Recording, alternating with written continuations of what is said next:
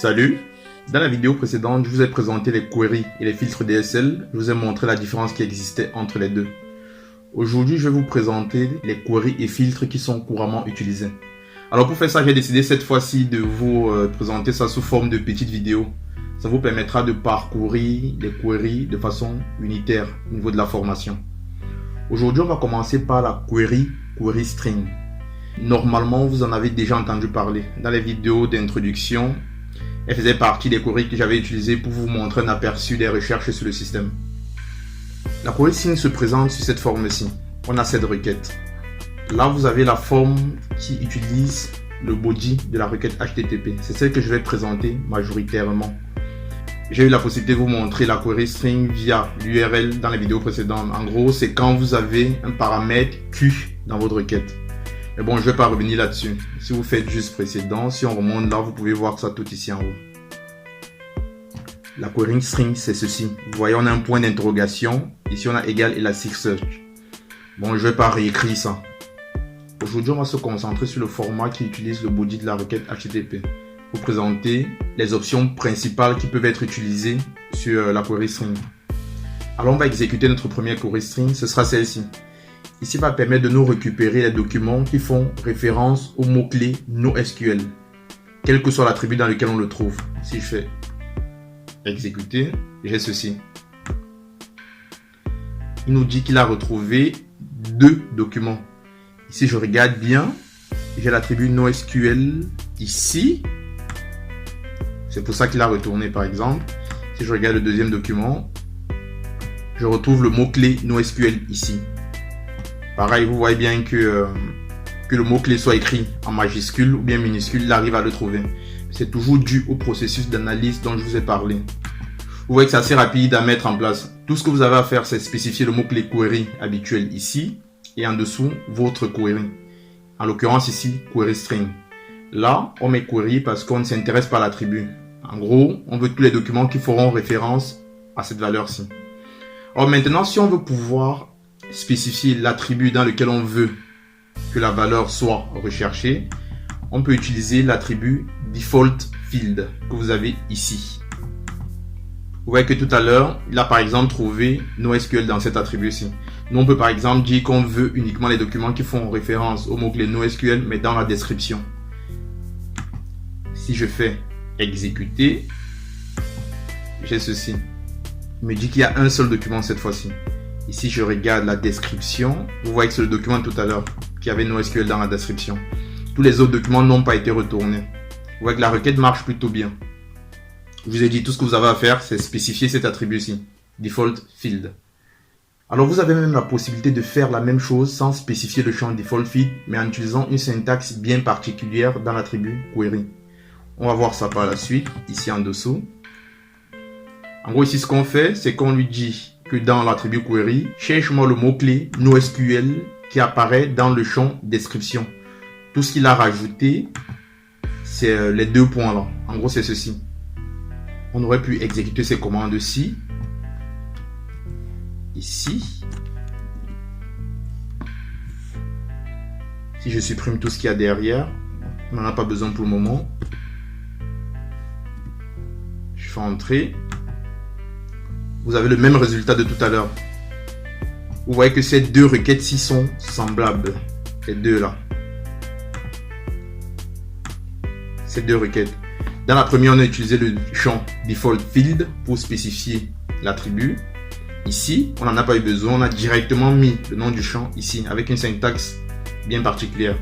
C'est pour ça qu'on vous dit que cette query-ci est assez puissante. On verra ça même à la fin de la vidéo. Ensuite, sur Elasticsearch, lorsque vous utilisez la query string, vous avez la possibilité d'utiliser ce qu'on appelle des opérateurs. On avait déjà vu ça dans une vidéo précédente également. Si on fait un CTRL F sur Default Operator, vous l'aviez vu ici, quand on mettait en place une requête de recherche sur le mot-clé Elasticsearch San Francisco. Je vous avais dit qu'en utilisant le paramètre Default Operator, on était capable de dire à Elasticsearch ce qu'il fallait qu'il mette entre les mots-clés lorsqu'il met en place sa recherche. En gros, ici, on lui disait qu'on voulait récupérer tous les documents qui font référence exactement à Elasticsearch San Francisco. En gros, si l'un des trois mots-clés là était manquant, le document ne serait pas retourné. Si vous ne le spécifiez pas par défaut, il va utiliser l'opérateur OR. Alors on va revenir sur notre requête.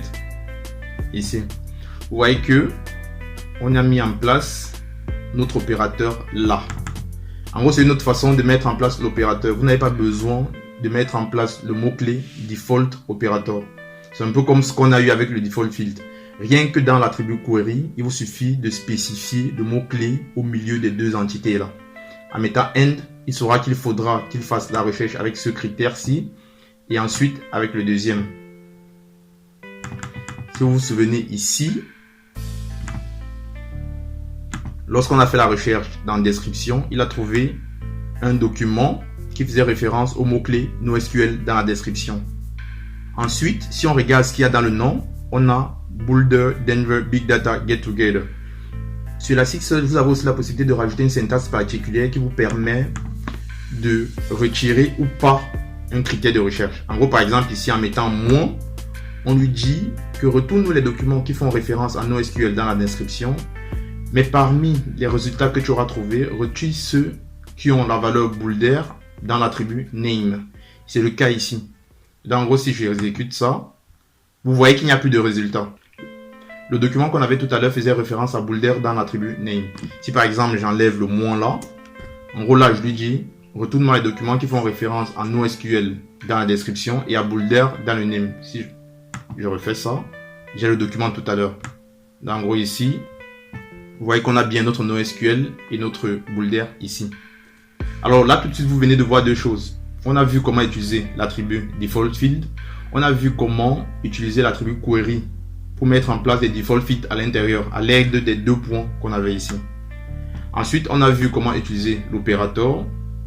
Derrière, je vous ai montré également comment utiliser les opérateurs directement dans l'attribut query, juste en spécifiant l'opérateur entre vos deux entités, entre vos deux critères de recherche, comme ici. Il y a pas mal d'options comme ceci.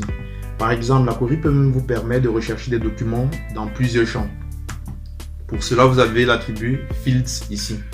En gros, là, je lui dis, fais-moi une recherche de tous les documents qui font référence à NoSQL, mais uniquement dans le champ description et location event.name.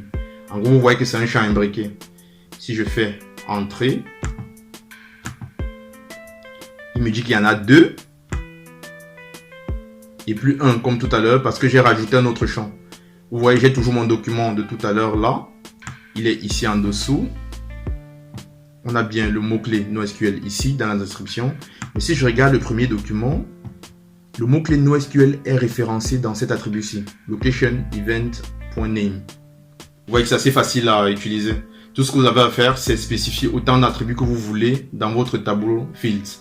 Mais gardez bien en tête que plus vous spécifiez d'attributs, plus la requête peut être longue. Pourquoi? Parce que ça fait plus de champs à inspecter. Donc, en gros, essayez d'être le plus précis possible. On va pas tous les faire, hein. Il y a pas mal d'options qui sont disponibles sur cette query. Je viens de vous présenter juste les plus importants à mes yeux. Sur la documentation officielle, comme d'habitude, elle est plutôt bien faite. Ici, vous avez les exemples de query string. On a vu le default fields, on a vu ensemble le default operator, et ensuite, en dessous, là, par exemple, vous avez la liste des options qui sont disponibles. Query, ça a été vu, default fields, default operator, ainsi de suite. On les a pas tous fait, mais c'est facile à lire, hein. Par exemple, analyzer, là, c'est la possibilité de spécifier l'analyseur que vous allez utiliser dans votre requête de recherche. Je vous ai dit qu'on verra ça dans les vidéos suivantes. Il y a pas mal d'attributs comme ça, hein. Je vous conseille juste de lire. Par exemple, vous avez même l'attribut boost qui est dans le tableau. Vous pouvez remonter si vous voulez. C'est lui qui vous permettra par exemple de spécifier le boost que vous voulez attribuer à vos documents. Là, c'est lié au score. Par exemple ici, vu qu'on fait une recherche sur plusieurs champs, ça peut être intéressant par exemple de dire que lorsqu'on récupère les documents, si la valeur qu'on cherche ici se trouve dans le mot-clé name, le document en question est censé avoir un score 5 fois plus grand. C'est pas exactement une multiplication, mais pour le moment, vous pouvez voir ça comme ça. En gros, c'est une façon de dire que l'attribut name est 5 fois plus important que l'attribut content. Dans les documents qui auront cette valeur-ci, dans l'attribut name, auront un score plus élevé. Ils seront donc mieux classés. Ils seront renvoyés en premier. Je crois qu'on a fait le tour. Je vous ai dit, si vous voulez plus d'informations, vous pouvez parcourir la documentation ici. Et pour ceux qui ont des questions, vous avez la possibilité de m'envoyer des commentaires et je pourrai y répondre. La vidéo n'était pas longue. Alors, la query string est considérée comme la query la plus puissante sur Elasticsearch. Pourquoi? Parce que vous avez vu qu'elle vous permettait de faire plusieurs choses à la fois. Elle vous donnait la possibilité de mettre en place des requêtes complexes et de couvrir pas mal de fonctionnalités. Et c'est aussi ça son vrai problème, c'est que si vous avez une application client qui utilise Elasticsearch et que vous donnez à vos utilisateurs la possibilité d'avoir accès à ce format-ci, au query string, si vous avez des utilisateurs qui ne s'y connaissent pas trop, qui tapent des requêtes qui n'ont pas de bon format, ils vont générer pas mal d'erreurs sur votre système. L'autre chose, ce serait même que les utilisateurs tapent effectivement de bonnes commandes, mais que vu qu'elles ont été mal paramétrées, les résultats sont trop grands. Et ça, c'est lié au fait qu'il y a pas mal d'options qui sont disponibles. En gros, rien qu'avec la syntaxe query dont je vous ai parlé, ça peut être même difficile de lire les requêtes qui en résultent. J'en ai un exemple ici au chapitre 4 du livre. Ça, c'est une requête qui est utilisée avec la syntaxe de query string. Ici, on lui demande de récupérer les documents qui font référence au mot-clé search dans le nom avec un boost de 2 et ceux qui font référence au mot Lucene dans l'attribut tax ou bien Big Data dans l'attribut tax. Pareil, on a un boost de 2. Vous avez cette première clause. La deuxième clause dit que vous voulez les documents qui font référence en Analytics dans la description et qui ont été créés entre le 1er mai 2006 et le 29 mars 2007. Vous voyez que la requête est plutôt bien élaborée, plutôt bien complexe et on a réussi à faire ça rien qu'en une seule ligne. Il suffit juste qu'un utilisateur se trompe quelque part dans la syntaxe et votre système va planter. En gros, votre système va renvoyer des erreurs. Pour un système qui va gérer des millions, des billions de data, ça peut être intéressant de limiter l'accès à cette syntaxe-ci à vos utilisateurs. Il existe pas mal d'alternatives. On les verra par la suite, par exemple, les queries thème, themes, match, multi-match, ainsi de suite. On arrive maintenant à la fin. Dans la prochaine vidéo, je vais vous présenter la query et le filtre terme. Merci et à bientôt.